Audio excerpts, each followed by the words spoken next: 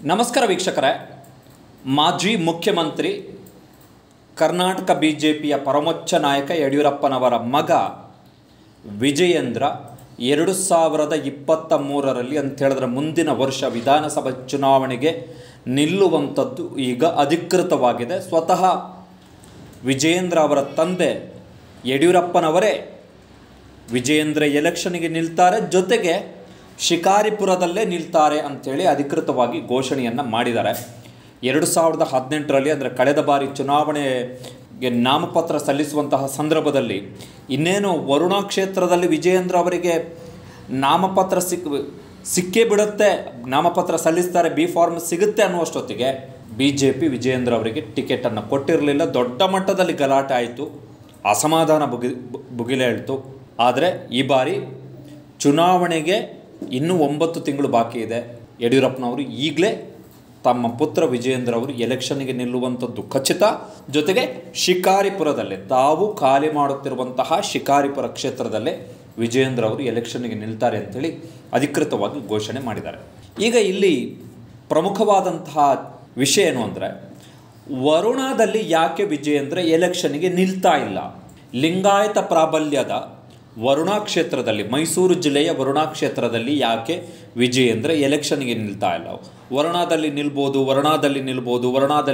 ಅಂಥೇಳಿ ಹಲವು ತಿಂಗಳಿಂದ 2018ರಿಂದಲೂ ಕೂಡ ಮಾತು ಕೇಳಿ ಬರ್ತಾನೆ ಇತ್ತು. ವಿಜಯೇಂದ್ರ ಅಲ್ಲೇ ಕಂಟೆಸ್ಟ್ ಮಾಡ್ತಾರೆ ಅಂತ. 2018ರಲ್ಲಿ ಕಂಟೆಸ್ಟ್ ಮಾಡಲಿಲ್ಲ. ಅದಾದ ಬಳಿಕ ಕೂಡ ವಿಜಯೇಂದ್ರ ಅವರು ವರುಣಾಗೆ ಬರ್ಬೋದು, ವರುಣಾ ಕ್ಷೇತ್ರಕ್ಕೆ ಬರ್ಬೋದು, ಯತೀಂದ್ರ ಸಿದ್ದರಾಮಯ್ಯನವರ ವಿರುದ್ಧ ವಿಜಯೇಂದ್ರ ಅವರು ಕಂಟೆಸ್ಟ್ ಮಾಡ್ಬೋದು ಅಂಥೇಳಿ ಮಾತುಗಳು ಕೇಳಿ ಬರ್ತಾ ಇತ್ತು. ಆದರೆ ಇವತ್ತು ಅಧಿಕೃತವಾಗಿ ಅದಕ್ಕೆ ಫುಲ್ ಸ್ಟಾಪ್ ಬಿದ್ದಿದೆ. ವಿಜಯೇಂದ್ರ ಶಿಕಾರಿಪುರದಲ್ಲಿ ಕಂಟೆಸ್ಟ್ ಮಾಡ್ತಾರೆ. ಹಾಗಾದರೆ ವರುಣಾದಲ್ಲಿ ವಿಜಯೇಂದ್ರ ಯಾಕೆ ಸ್ಪರ್ಧೆ ಮಾಡ್ತಾ ಇಲ್ಲ?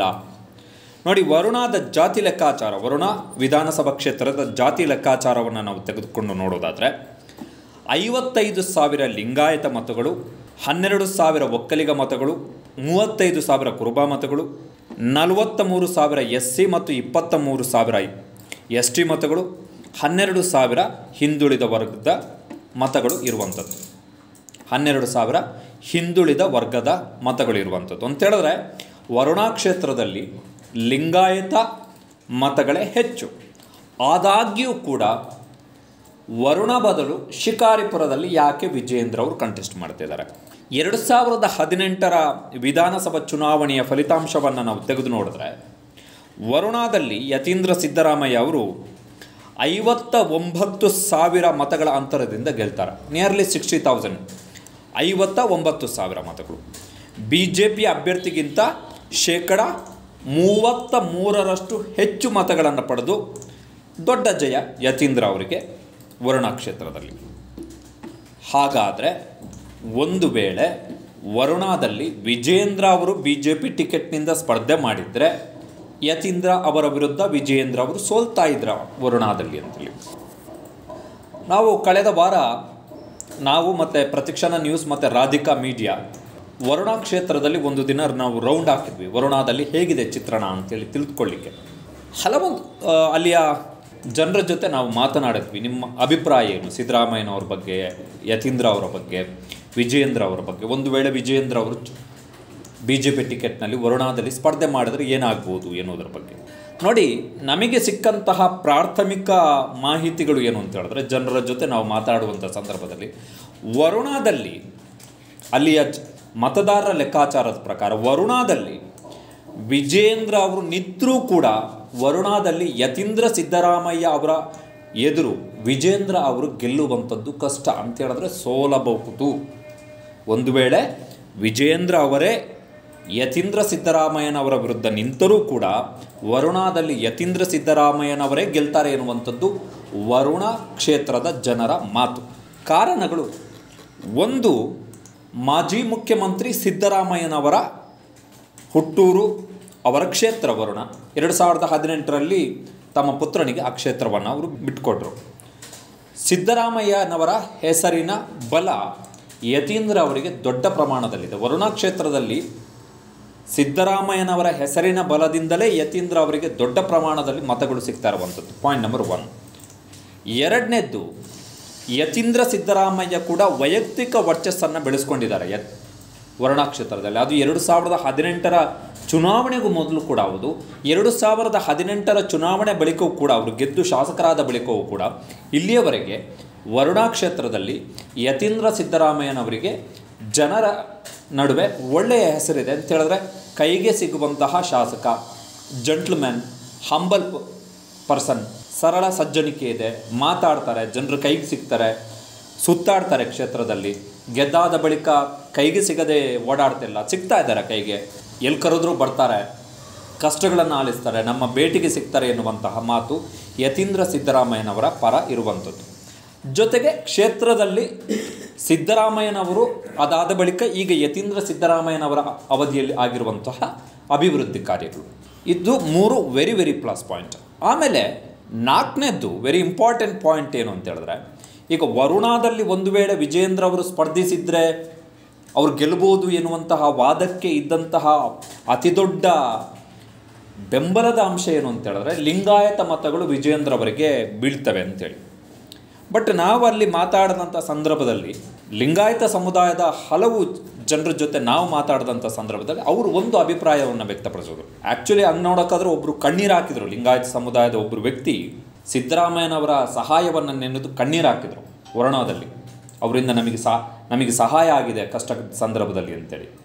ಸೊ ಲಿಂಗಾಯತ ಸಮುದಾಯ ಕೂಡ ಯತೀಂದ್ರ ಸಿದ್ದರಾಮಯ್ಯ ಮತ್ತು ಸಿದ್ದರಾಮಯ್ಯನವರ ಜೊತೆಗೆ ಇರುವಂಥದ್ದು ವರುಣಾ ಕ್ಷೇತ್ರದಲ್ಲಿ. ಸೊ ವಿಜೇಂದ್ರ ಅವರಿಗೆ ಈ ಒಂದು ಕ್ಷೇತ್ರದಲ್ಲಿ 55,000 60,000ದಷ್ಟು ಲಿಂಗಾಯತ ಮತಗಳು ಮತ್ತು ವರುಣಾ ಕ್ಷೇತ್ರದಲ್ಲಿ ಅತಿ ಹೆಚ್ಚು ಪ್ರಮಾಣದಲ್ಲಿ ಲಿಂಗಾಯತ ಮತಗಳಿದ್ದಾಗಿಯೂ ಕೂಡ ವಿಜೇಂದ್ರ ಅವರಿಗೆ ಆ ಮತಗಳನ್ನು ಒಡಿಲಿಕ್ಕೆ ಪ್ರಯತ್ನ ಮಾಡ್ಬೋದಿತ್ತೇ ಹೊರತು ವಿಜೇಂದ್ರ ಅವರು ಅಷ್ಟೂ ಮತಗಳನ್ನು ಕನ್ಸಾಲಿಡೇಷನ್ ಮಾಡುವಂಥದ್ದು ವಿಜೇಂದ್ರ ಅವರಿಗೆ ವರುಣಾ ಕ್ಷೇತ್ರದಲ್ಲಿ ಸಾಧ್ಯ ಇರಲಿಲ್ಲ. ನಾವು ಮೈಸೂರಿನ ವರುಣಾ ಕ್ಷೇತ್ರದಲ್ಲಿ ಓಡಾಡಿದಂಥ ಸಂದರ್ಭದಲ್ಲಿ ಕಳೆದ ವಾರ ನಮಗೆ ಸಿಕ್ಕಂತಹ ಚಿತ್ರಣ ಇದು. ಸೊ ವಿಜೇಂದ್ರ ಅವರಿಗೆ ಲಿಂಗಾಯತ ಮತಗಳು ಏಕ್ದಮ್ಮಾಗಿ ಬಂಚಾಗಿ ಬಂದು ಬೀಳ್ತವೆ ಎನ್ನುವುದಕ್ಕೆ ವರುಣಾ ಕ್ಷೇತ್ರದಲ್ಲಿ ಸದ್ಯಕ್ಕಂತೂ ಆ ಪರಿಸ್ಥಿತಿ ಇಲ್ಲ. ಮೇ ಡಿವೈಡ್. ವಿಜೇಂದ್ರ ಅವರು ಲಿಂಗಾಯತ ಸಮುದಾಯದ ರಾಜಕೀಯ ಉತ್ತರಾಧಿಕಾರಿ ಆಗ್ತಿದ್ದಾರೆ ಎನ್ನುವ ಕಾರಣಕ್ಕೋಸ್ಕರ ಲಿಂಗಾಯತ ಸಮುದಾಯದ ಮತಗಳು ಬೀಳ್ತಾ ಇದ್ವು. ಬಟ್ ಓಲ್ ಆ್ಯಂಡ್ ಸೋಲ್ ಆಗಿ ಎಲ್ಲ ಲಿಂಗಾಯತರು ಕೂಡ ವಿಜೇಂದ್ರ ಅವರಿಗೆ ವೋಟ್ ಆಗ್ತಾಯಿದ್ರು ಎನ್ನುವಂತಹ ಇದ್ರ ಬಗ್ಗೆ ಆ ಕ್ಷೇತ್ರದಲ್ಲಿ ಅಷ್ಟು ದೊಡ್ಡ ಒಲವಿಲ್ಲ. ದೇ ಆರ್ ಫೇವರಿಂಗ್ ಸಿದ್ದರಾಮಯ್ಯ ಮತ್ತು ಯತೀಂದ್ರ ಅವರನ್ನೇ ಫೇವರ್ ಮಾಡ್ತಾ ಇರುವಂಥದ್ದು. ಇದು ವೆರಿ ವೆರಿ ಇಂಪಾರ್ಟೆಂಟ್. ಹಾಗಾಗಿ ವಿಜೇಂದ್ರ ಅವರಿಗೆ ಆಮೇಲೆ ಗೆಲ್ಲಿಕ್ಕೆ ಯಾವುದೇ ಕ್ಷೇತ್ರದಲ್ಲಾಗ್ಬೋದು, ಚುನಾವಣೆಯಲ್ಲಿ ಗೆಲ್ಲಿಕ್ಕೆ ವೋಟ್ ಕಟ್ಟರ್ ಆಗುವಂಥದ್ದು ಮುಖ್ಯ ಅಲ್ಲ, ವೋಟ್ ಕನ್ಸಾಲಿಡೇಷನ್ಸ್ ಆಗಬೇಕು. ವಿಜೇಂದ್ರ ಅವರು ವರುಣಾದಲ್ಲಿ ಒಂದು ವೇಳೆ ಕಂಟೆಸ್ಟ್ ಮಾಡಿದ್ದಿದ್ರೆ ವೋಟ್ ಕಟ್ಟರ್ ಆಗಿ ಬದಲಾಗ್ತಿದ್ರೆ ಹೊರತು ನಾಟ್ ಎ ವೋಟ್ ಕನ್ಸಾಲಿಡೇಷನ್ ಮಾಡೋದು ವಿಜೇಂದ್ರ ಅವರಿಗೆ ಸದ್ಯಕ್ಕೆ ವರುಣಾದಲ್ಲಿರುವಂಥ ಪರಿಸ್ಥಿತಿಗೆ ಅಷ್ಟು ಸುಲಭ ಆಗ್ತಾ ಇರಲಿಲ್ಲ. ವೋಟ್ ಕನ್ಸಾಲಿಡೇಷನ್ ಅಂತ ಹೇಳಿದ್ರೆ ಲಿಂಗಾಯತ ಸಮುದಾಯದ ಅಷ್ಟು ಮತಗಳು ಜೊತೆಗೆ ಉಳಿದ ಸಮುದಾಯ ನೋಡಿ 43,000 SC ಮತಗಳಿದೆ, 23,000 ST ಮತಗಳಿದೆ, ಕುರುಬ ಮತಗಳು 35,000 ಮತಗಳಿರುವಂಥದ್ದು. ಸೊ ವೋಟ್ ಕನ್ಸಾಲಿಡೇಷನ್ ಮಾಡುವಂಥದ್ದು ಬಹುಶಃ ವಿಜೇಂದ್ರ ಅವರಿಗೆ ಕಷ್ಟ ಆಗಿರ್ಬೋದು. ಹೀಗಾಗಿ ವರುಣಾದಲ್ಲಿ ಯತೀಂದ್ರ ಮತ್ತು ವಿಜೇಂದ್ರ ನಡುವೆ ಒಂದು ವೇಳೆ ಕಂಟೆಸ್ಟ್ ಆಗಿದ್ದಿದ್ದರೆ ವಿಜೇಂದ್ರ ಅವರೇ ಸೋಲುವಂತಹ ಪರಿಸ್ಥಿತಿ ಇರಬಹುದಿತ್ತು. ಸೊ ವಿಜೇಂದ್ರ ಅವರಿಗೆ as of now Varuna is not safe constituency. ಇದ್ರ ಜೊತೆಗೆ ಶಿಕಾರಿಪುರದಲ್ಲೇ ಯಾಕೆ ವಿಜೇಂದ್ರ ಅವರು ಕಂಟೆಸ್ಟ್ ಮಾಡ್ತಾ ಇದ್ದಾರೆ? ಹಾಗಾದರೆ ಇದಕ್ಕೊಂದು ರೀಸನ್ಸ್ ಇದೆ. ಒಂದು ಏನು ಅಂತ ಹೇಳಿದ್ರೆ, ವಿಜೇಂದ್ರ ಅವರಿಗೆ ಉಪಚುನಾವಣೆಗಳನ್ನು ಗೆಲ್ಲಿಸ್ಕೊಂಡಿದ್ದಾರೆ ವಿಜೇಂದ್ರ ಅವರು, ಇಲ್ಲ ಅಂತಿಲ್ಲ. ಈ ಉಪಚುನಾವಣೆ ಎಗೇನ್ ಒಂದು ಹಲವು ಫ್ಯಾಕ್ಟರ್ಸ್ ವರ್ಕ್ ಮಾಡುತ್ತೆ. ಕೆಲವೊಂದು ಸಲ ಹಾಲಿ ಇರುವಂತಹ ಸರ್ಕಾರದ ಫೇವರ್ ಆಗಿ ಹೆಚ್ಚು ಪ್ರಮಾಣದಲ್ಲಿ ಜನರು ಮತ ಹಾಕೋದ್ರಿಂದಾಗಿ ವಿನ್ ಆಗುವಂತಹ ಸಾಧ್ಯತೆ ಆಡಳಿತ ಪಕ್ಷದ ಸದಸ್ಯರು ಅಭ್ಯರ್ಥಿಗಳು ಜಾಸ್ತಿ ಇರುತ್ತೆ. ಸೊ ವಿಜೇಂದ್ರ ಅವರಿಗೆ ಉಪಚುನಾವಣೆಯಲ್ಲಿ ಗೆದ್ದಿದ್ದಕ್ಕೆ ಚಾಣಕ್ಯ ಅಂತೇಳಿ ಕರೆದ್ರೂ ಕೂಡ ಮುಖ್ಯ ಚುನಾವಣೆಯ ಸಂದರ್ಭದಲ್ಲಿ ವರುಣ ಕಷ್ಟ ಆಗ್ತಿತ್ತು. ಸೊ ಶಿಕಾರಿಪುರ ಏನಕ್ಕೆ? ಸೊ ಮೊದಲ ಅಧಿಕೃತ ಚುನಾವಣೆ ಆಗಿರೋದ್ರಿಂದ ಅವರೇ ಸ್ಪರ್ಧೆ ಮಾಡ್ತಿರೋದ್ರಿಂದಾಗಿ ಸುಮ್ಮನೆ ಅನಾವಶ್ಯಕವಾಗಿ ರಿಸ್ಕ್ ಬೇಡ. ಶಿಕಾರಿಪುರದಲ್ಲಾದರೆ it is more than BJP. ಅಲ್ಲಿ ನಡೆಯುವಂಥದ್ದು ಯಡಿಯೂರಪ್ಪನವರ ಮಾತು, ಯಡಿಯೂರಪ್ಪನವರ ವರ್ಚಸ್ಸು, ಯಡಿಯೂರಪ್ಪ ಕುಟುಂಬದ ವರ್ಚಸ್ಸು. ಸೊ ಶಿಕಾರಿಪುರದಲ್ಲಿ ನಿಂತರೆ ನಾಮಿನೇಷನ್ ಹಾಕಿದರೆ ಸಾಕು, ಗೆದ್ದು ಬರ್ತಾರೆ ವಿಜೇಂದ್ರ ಅವರು. ಇದು very very core point. Safest place. First election ಸುಮ್ಮನೆ ಫಸ್ಟ್ ಎಲೆಕ್ಷನ್ನಲ್ಲಿ ಅನಾವಶ್ಯಕ ರಿಸ್ಕ್ ತೆಗೆದುಕೊಂಡು ಸೋತ್ರೆ ಅಥವಾ ಹಿನ್ನಡೆಯನ್ನು ಅನುಭವಿಸಿದರೆ ಅದು ಇಡೀ ರಾಜಕೀಯ ಭವಿಷ್ಯಕ್ಕೆ ಅತಿ ದೊಡ್ಡ ಹಿನ್ನಡೆ, ಮುಖಭಂಗ ಆಗುತ್ತೆ. ಸೊ ಅಂತಹ ದುಸ್ಸಾಹಸಕ್ಕೆ ವಿಜಯೇಂದ್ರ ಅವರು ಮತ್ತು ಯಡಿಯೂರಪ್ಪನವರು ಕೈ ಹಾಕಿದಂತಿಲ್ಲ. So safest place Shikaripura. ಎರಡನೇ ಕಾರಣ ರೀಸನ್ ಏನು ಅಂತ ಹೇಳಿದ್ರೆ, ಒಂದು ವೇಳೆ ವರುಣಾದಲ್ಲಿ ಕಂಟೆಸ್ಟ್ ಮಾಡಿದ್ದಿದ್ರೆ ವಿಜಯೇಂದ್ರ ಅವರು ತಮ್ಮ ಇಡೀ ಗಮನವನ್ನು ಚುನಾವಣೆಯ ಹೊತ್ತಿನಲ್ಲಿ ಕೇವಲ ವರುಣಕ್ಕಷ್ಟೇ ಸೀಮಿತಗೊಳಿಸಬೇಕಿತ್ತು. ಯಾಕಂತ ಹೇಳಿದ್ರೆ ಆಲ್ರೆಡಿ ಒಂದಿಷ್ಟು ಪಾಯಿಂಟ್ಸ್ ಹೇಳಿದ್ವಿ. ವರುಣ ವಿಜಯೇಂದ್ರ ಅವರಿಗೆ it is not A safest constituency ಅಲ್ಲ. ಆ್ಯಸ್ ಆಫ್ ನಾವು ಅಲ್ಲಿ ಹೋಗಿ ಜನರ ಜೊತೆ ಮಾತಾಡಿದಂಥ ಸಂದರ್ಭದಲ್ಲಿ ನಮಗೆ ಸಿಕ್ಕಿರುವಂಥ ಮಾಹಿತಿ ಅದು it is not A safest constituency. Vijayendra ಅವರು ನಾಮಪತ್ರ ಸಲ್ಲಿಸಿದ ತಕ್ಷಣ ವಿನ್ನಾಗಿ ಬರ್ತಾರೆ ಅನ್ನುವಂಥ ಕಾನ್ಸ್ಟಿಟ್ಯುನ್ಸಿ ಅಲ್ಲ. ಫೈಟ್ ಕೊಟ್ಟು ಯತೀಂದ್ರ ಅವರೇ ಗೆಲ್ಲುವ ಸಾಧ್ಯತೆ ಜಾಸ್ತಿ ಇದೆ ಆ್ಯಸ್ ಆಫ್ ಟ್ರೆಂಡ್ ಇರುವಂಥದ್ದು ಗ್ರೌಂಡಲ್ಲಿ. ಸೊ ವಿಜಯೇಂದ್ರ ಅವರು ಒಂದು ವೇಳೆ ವರುಣಾದಲ್ಲಿ ಕಂಟೆಸ್ಟ್ ಮಾಡಿದಿದ್ದರೆ ಅಂತಹ ಸಂದರ್ಭದಲ್ಲಿ ತಮ್ಮ ಕಾನ್ಸಂಟ್ರೇಷನ್ ತಮ್ಮ ಗಮನವನ್ನು ಎಲ್ಲವನ್ನು ಕೂಡ ಕೇವಲ ವರುಣಾದಲ್ಲೇ ಗಮನ ಹರಿಸಬೇಕಿತ್ತು. ಆಗ ರಾಜ್ಯದ ಉಳಿದ ವಿಧಾನಸಭಾ ಕ್ಷೇತ್ರಗಳಲ್ಲಿ ಪ್ರಚಾರ ಮಾಡಿ BJPಯ ಉಳಿದ ಅಭ್ಯರ್ಥಿಗಳನ್ನು ಗೆಲ್ಲಿಸಿಕೊಂಡು ಬರಲಿಕ್ಕೆ ಟೈಮ್ ಸ್ಪೆಂಡ್ ಮಾಡಲಿಕ್ಕೆ ವಿಜಯೇಂದ್ರ ಅವ್ರ ಕೈಯಲ್ಲಿ ಆಗ್ತಾ ಇರ್ತಿರಲಿಲ್ಲ. ಬಿಕಾಸ್ ಕ್ಷೇತ್ರದಲ್ಲೇ ಗೆಲ್ಲುವುದು ದೊಡ್ಡ ಸವಾಲಿನ ಕೆಲಸ ಆಗುವಂಥ ಇದ್ದಂಥ ಸಂದರ್ಭದಲ್ಲಿ ಬೇರೆ ಕಡೆ ಕಾನ್ಸಂಟ್ರೇಷನ್ ಮಾಡೋಕ್ಕಾಗಲ್ಲ. ವಿಜಯೇಂದ್ರ ಅವ್ರ ಲೆಕ್ಕಾಚಾರ ಏನು ಅಂತ ಹೇಳಿದ್ರೆ ಸೇಫೆಸ್ಟ್ ಪ್ಲೇಸ್. ಹೇಗಿದ್ದರೂ ಕೂಡ ಮುಂದಿನ ಬಾರಿ 2023ಕ್ಕೆ ಯಡಿಯೂರಪ್ಪನವರು ಕಂಟೆಸ್ಟ್ ಮಾಡ್ತಾ ಇಲ್ಲ. ಸೊ ಶಿಕಾರಿಪುರದಲ್ಲಿ ಕಂಟೆಸ್ಟ್ ಮಾಡಿ ನಾಮಪತ್ರ ಸಲ್ಲಿಕೆ ಮಾಡಿದ್ರು ಸಾಕು, ಪ್ರಚಾರ ಮಾಡದಿದ್ದರೂ ಕೂಡ ವಿಜಯೇಂದ್ರ ಅವರು ಸುಲಭದಲ್ಲಿ ಗೆದ್ದು ಬರ್ತಾರೆ ಶಿಕಾರಿಪುರದಲ್ಲಿ.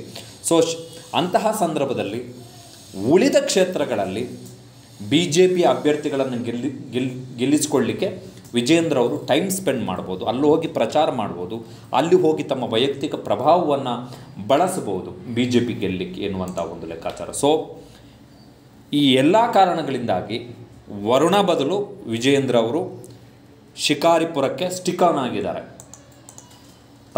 ಆ ಮುಖಾಂತರ ಇನ್ನೊಂದು ರಾಜಕೀಯ ಸಂದೇಶ, ತಂದೆಯವರ ರಾಜಕೀಯ ಉತ್ತರಾಧಿಕಾರಿ ನಾನೇ ಎನ್ನುವಂಥ ಸಂದೇಶವನ್ನು ಕೂಡ ವಿಜಯೇಂದ್ರ ಅವರು ಕೊಟ್ಟಿರುವಂಥದ್ದು.